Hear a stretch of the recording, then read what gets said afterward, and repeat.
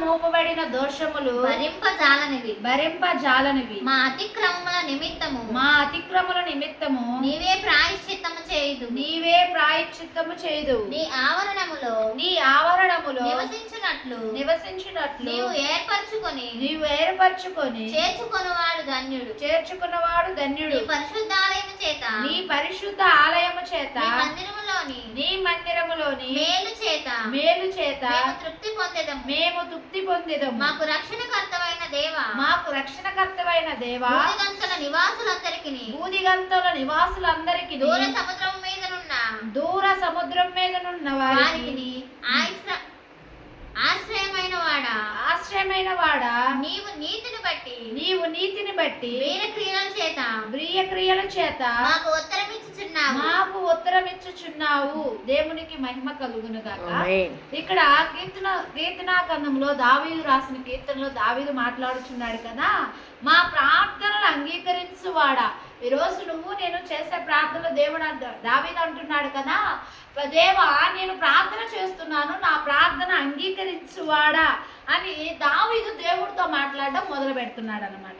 అని మొదలుపెట్టి అక్కడ అంటున్నాడు, సర్వ శరీరులు నీ యొద్దకు వచ్చెదరు, వాని మీద మోపబడిన దోషములన్నీ భరించువాడివి నీవే అని అంటున్నాడు.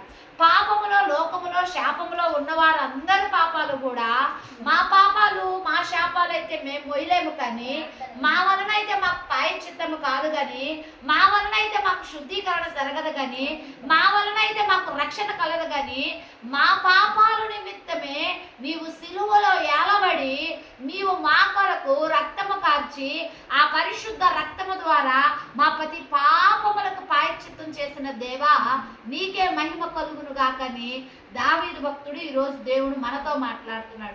ఈరోజు దేవుడు అంటున్నాడు కదా, మీ పాపాలు, మీ శాపాలు, మీ కట్లు, మీ బంధకాలు, మీ కుటుంబ జీవితాలు మీరైతే కట్టలేరు, కానీ మీరు ఎప్పుడైతే యెహోవా మందిరములోకి వచ్చి ప్రార్థన చేసి మొరపెట్టి విశ్వసించి, దేవా నేను నీ సన్నిధిలోకి వచ్చి మొరపెడుతున్నాను, నీ పాదాలు పట్టుకుంటున్నాను, నా కుటుంబాన్ని కట్టడం నా వల్ల కాదు, నా శాపాన్ని తొలగించుకోవడానికి నా వల్ల కాదు, నా బంధకాలు తెంచడానికి నా వల్ల కాదు, కానీ నేనైతే యెహోవా మందిరములో మేలు పొందుతానని పట్టుకుని మందిరంలోకి వచ్చి నా ప్రతి పాప భారమును నీ పాదాల యొద్ద వేస్తున్నానని దావీదు చెప్పినట్టుగా మనం చెప్పాలని దేవుడు ఈరోజు మనతో మాట్లాడుచున్నాడు.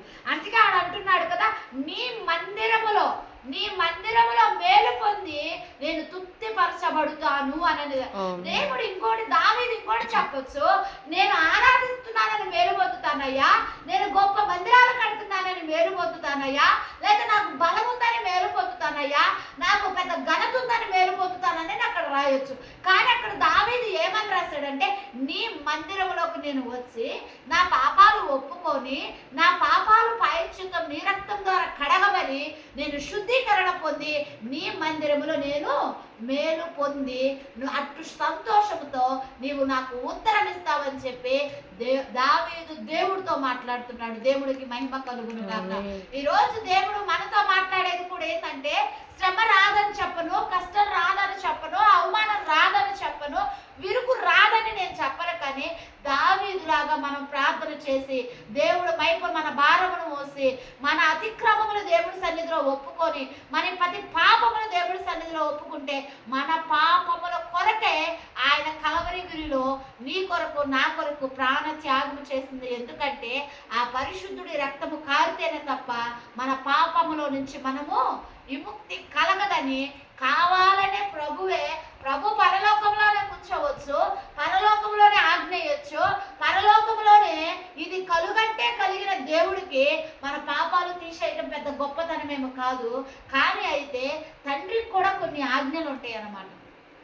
ఇప్పుడు మనం ఇంట్లో ఉంటాము, మన ఇంట్లో మన భార్యలకు కానీ మన భర్తలకు కానీ కొన్ని ఆజ్ఞలు వాళ్ళు చేయగలిగినవి ఉంటాయి, కొన్ని ఆజ్ఞలు భార్య చేయగలిగినవి ఉంటాయి, కొన్ని ఆజ్ఞలు భర్త చేయగలిగినవి ఉంటాయి, కొన్ని ఆజ్ఞలు బిడ్డలు చేయడం కలిగినవి ఉంటాయి, కొన్ని ఆజ్ఞలు అత్తమామలు చేయడం ఉంటుంది.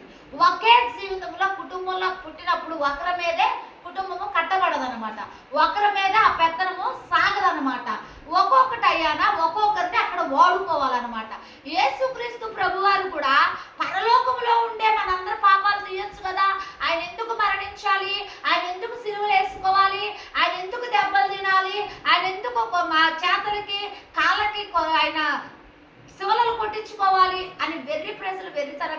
మాట్లాడొచ్చు, కానీ మనమైతే దేవుడు నమ్మిన ప్రజలమి, మనమైతే ఎలా ఉండాలని దేవుడు అంటున్నాడంటే, దేవుడు మనకు ఒక మాదిరిగా భూమికి దిగి వచ్చి మన పాపాల కొరకు తన అమూల్యమైన రక్తముతో మనల్ని కడిగి పవిత్రపరిచి శుద్ధీకరణ చేసి ఆయన మందిరంలో మనల్ని కూర్చోబెట్టుకుంది. ఎందుకంటే నీవు నేను రక్షింపబడమే కాదు, కానీ నీవు నేను రక్షింపబడ్డ నాటి నుంచి కూడా మనము కూడా యేసు వలే ఉండాలని, యేసు వలే మార్చబడాలి, యేసులాగా జీవించాలని అనేకులను కూడా వాళ్ళ పాపం, మాకేం పాపములు ఉన్నాము, మేము మంచి సహకారులమే, మేము మంచి వారమే, ఇతరులకు మేలు చేయాలనే వాళ్ళమే, ఎవరికి శాపం చేయాలనే వాళ్ళం కాదని మనం అనుకుంటాము. కానీ అసలు మన తల్లి గర్భములో రూపింపక మునిపే మన పాపముతో పుట్టినవారు.